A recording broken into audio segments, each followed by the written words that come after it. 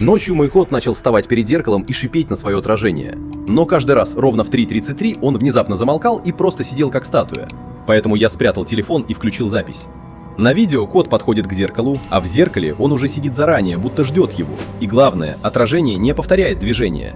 Мой кот шипит, а отражение спокойно смотрит сквозь меня.